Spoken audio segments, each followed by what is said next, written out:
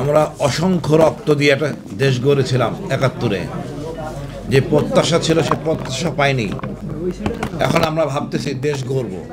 ৫৪ বছর আমাদের শেষ। এর চেয়ে লজ্জা কিছু থাকতে পারে না। আর সেই এখান থেকে বেরিয়ে এসে আমাদের ছাত্ররা যখন আমাদের শিখালো ভারত আমাদের একমাত্র শত্রু, লজ্জার কোন পর্যায়ে আমরা গেছি। আসলে মূল জিনিস হলো লুটপাট করে খাবো আর জনগণেরটাই খাবো।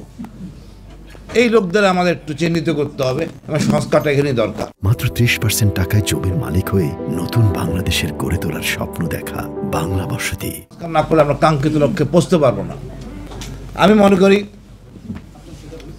৫৪ বছর গেছে, আগামী যে দিনগুলি আছে আমাদের নতুন একটা সুন্দর একটা সংবিধান করতে হবে। ফরজ মাদার ভাই আছেন, গৌতম দাস ভাই আছেন, মাহমুদুর রহমান ভাই আছেন, অনেক জ্ঞানী লোকজন আছেন। এদেরকে নিয়ে একটা সুন্দর একটা সংবিধান আমাদের প্রয়োজন। আমি হতাশ হই না, কারণ বিপ্লব গেছে, বিপ্লব চলমান আছে। এটা অসমাপ্ত বিপ্লব। আমরা যাতে কথা বলতেছি এটা বিপ্লবের অংশ।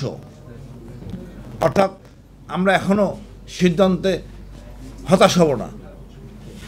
দেখেন, গণভোটের জন্য এখন দামাদামি করতে হচ্ছে, মাঠে নামতে হচ্ছে। এর চেয়ে লজ্জার কী হইতে পারে? যে লোকগুলির ছেলেরাও কোনো আন্দোলনে ছিল না, এই রাজনীতিবিদদের, তারা এখন সব কিছু অস্বীকার করতেছে। আমি মনে করি আমাদের যেই জিনিসগুলি করা দরকার এই দেশের জন্য, ক্ষমতার বিকেন্দ্রীকরণ। অর্থাৎ সব কিছু ঢাকায় থাকবে না, জেলায় জেলায় পাঠিয়ে দেন। জেলায় আজকে এক ভাই বলতেছিলেন শিল্প কারখানা বন্ধ, ঢাকায় বসে এত কিছু দেখা সম্ভব না।